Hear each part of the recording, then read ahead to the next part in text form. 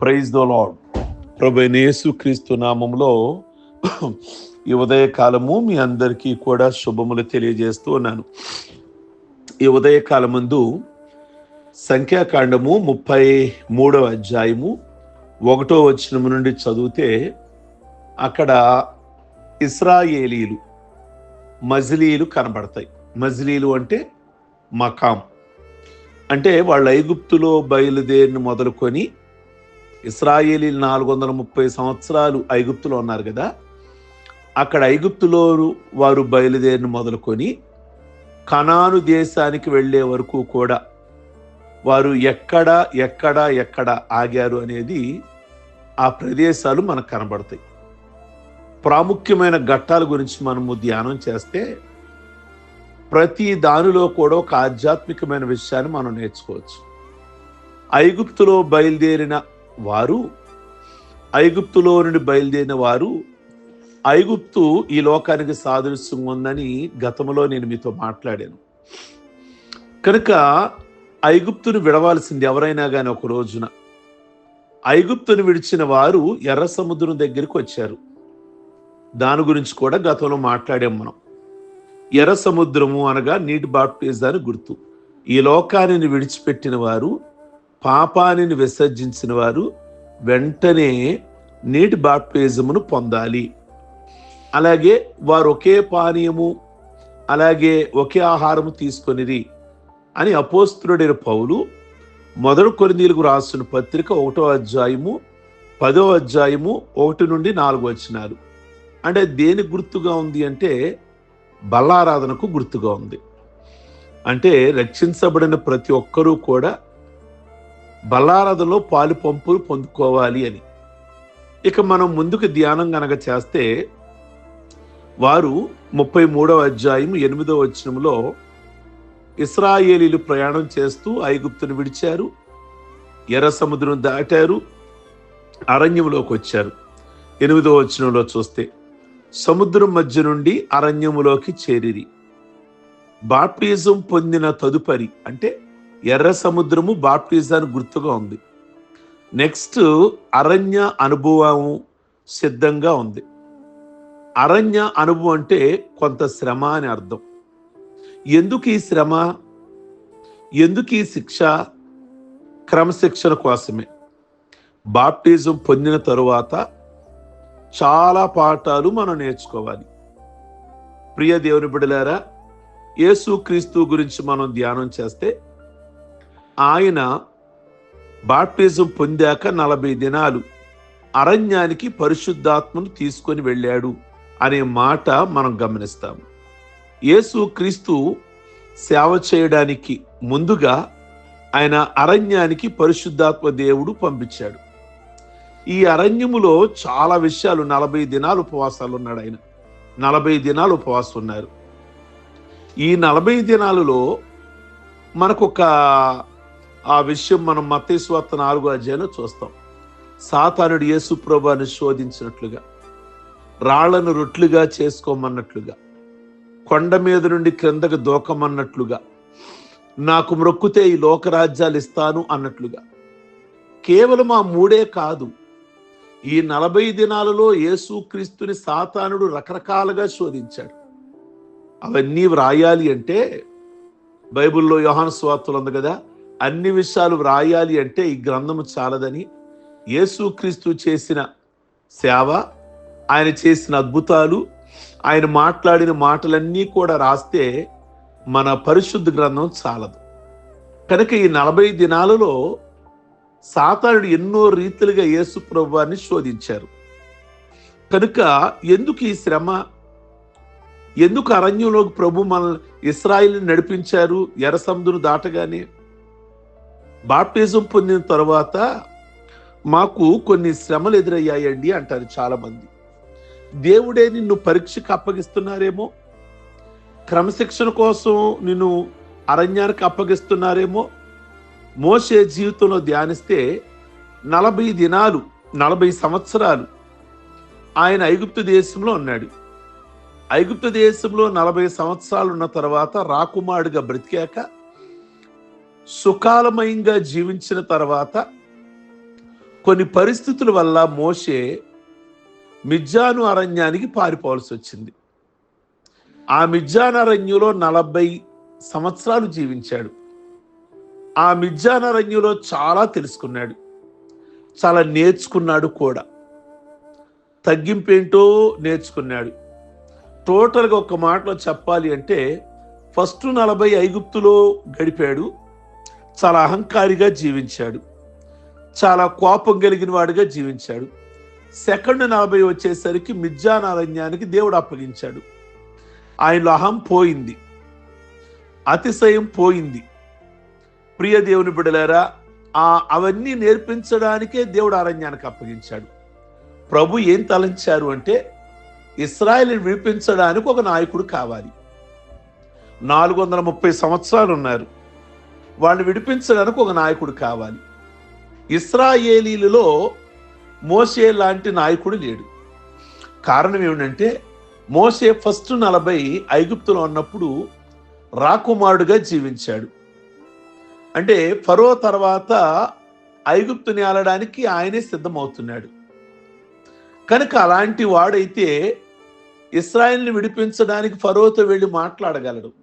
మోషే అయితే ఆ భాష తెలుసు, ఆ రాజుగారి దగ్గరికి ఏ టైంలో వెళ్ళాలో తెలుసు, ఎలా మర్యాదగా మాట్లాడాలో తెలుసు. ఇక మిగిలిన ఇశ్రాయిల్ అంతా సామాన్యులు, మట్టి తొక్కుకునేవాళ్ళు, ఇటుకులు చేసుకునేవాళ్ళు. రాజుగారిని ఎలా గౌరవించి మాట్లాడాలో తెలియదు. అందుకని ప్రభు ఏం తలంచారు అంటే మొన్నటిదాకా 40 ఏళ్ళు ఫరో దగ్గరే పెరిగాడు కదా, అతన్ని నిలబెట్టుకొని ఇశ్రాయేలు విడిపించాలి అనుకున్నాడు. కానీ ఆ వ్యక్తి సరైన దారిలో వెళ్ళటల్లా. మోషే అహముతో గర్వంతో జీవించాడు. ఇప్పుడు ఆ వ్యక్తిని వాడుకోవాలని దేవుడికుంది, కానీ ఆ వ్యక్తి ఏమో సరైన రీతిలో లేడు. ఈ యొక్క ఉదయకాల మందు దేవుడు నిన్ను వాడుకోవాలని ఉంది, ఆయన సేవ చేయించుకోవాలని ఉంది, ఆయన పని నీ ద్వారా జరిగించాలని ఉంది. కానీ నీవు చూస్తేనేమో కోపిష్టిగా ఉన్నావేమో, అహంకారిగా జీవిస్తున్నావేమో. కానీ ఈ ఉదయకాలం ముందు నువ్వు ఆయనకు కావాలి. మరి ఎలా? మోషే కావాలి. రాజుగారి దగ్గరికి వెళ్ళి కలవాలి అంటే సామాన్యులు కాదు కదా, అక్కడ విషయాలన్నీ తెలియాలి, ఎలా సంబోధించాలో తెలియాలి, ఏ టయానికి రాజుగారి దగ్గరికి వెళ్ళాలో తెలియాలి. వాళ్ళింట్లో పెరిగిన వాడు గనక గతంలో మోషేకు అన్నీ తెలుసు. సరే, ఆ వ్యక్తి ద్వారా ఇశ్రాయేలుని విడిపిద్దామంటేనేమో ఈయనకి ఆవేశం, కోపం, తొందరబాటు, బలముతో ఇశ్రాయేలుని విడిపిద్దామనుకుంటాడు. కనుక ఇవేమీ పనికిరావు దేవుడి దగ్గర. ఆయన నీతిలోకి వచ్చేయాలి, ఆయన దారిలోకి వచ్చేయాలి, ఆయన మార్గంలోకి వచ్చేయాలి. ఇలా రావడం కోసమే దేవుడు 40 సంవత్సరాలు అందరికీ దూరం చేశాడు, అన్నిటికీ దూరం చేశాడు. సుఖానికి, అన్నిటికీ కూడా, నిద్రకి, అన్నిటికీ, తిండికి, అన్నిటికీ దూరం చేశాక ఈ 40 ఏళ్లలో సాత్వికుడిగా మారాడు. ఈ ఉదయం దేవుడు నిన్ను అరణ్యానికి ఎందుకు అప్పగిస్తున్నాడు, శ్రమలకు ఎందుకు అప్పగిస్తున్నాడు? కేవలం క్రమశిక్షణ కోసమే. నీలో క్రమశిక్షణ లేదని అపోస్తలుడైన పౌలు మారక ముందు ఎంత కోపిష్టి, ఎంత అహంకారి, ఎంత గర్విష్టి, ఎంత మత ఛాందస్తుడు, అలాంటి వాడు. కానీ ప్రభువుకు వాడుకోవాలని ఉంది, కానీ సరైన రీతిలో లేడు ఆ వ్యక్తి. అందుకని ప్రభువు దర్శించాక, ప్రభు ఆ వ్యక్తిని పట్టుకున్నాక, అతను మార్పు కలిగాక 3 సంవత్సరాలు అరేబియా దేశానికి వెళ్ళాడట, అరేబియా అరణ్యానికి వెళ్ళాడట.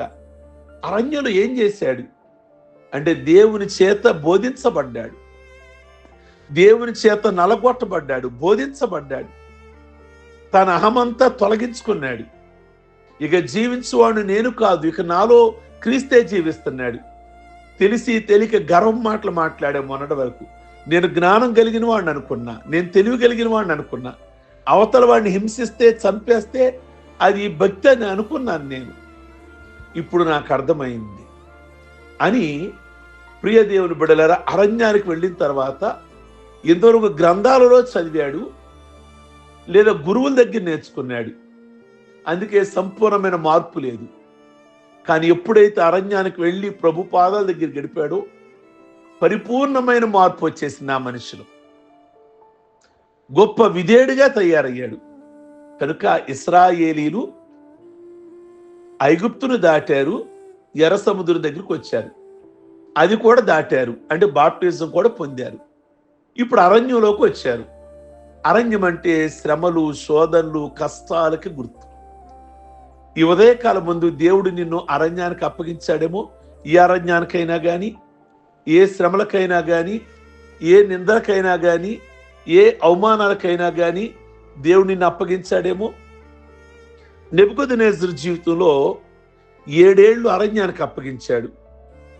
అప్పగించాక అరణ్యానికి వెళ్ళాకే ఆ వ్యక్తిలో మొత్తం గర్వం అనేది దిగిపోయింది. మనిషిగా మరలా మానవ ఆలోచనలు, తలంపులు వచ్చాయి, గర్వం ఎగిరిపోయింది.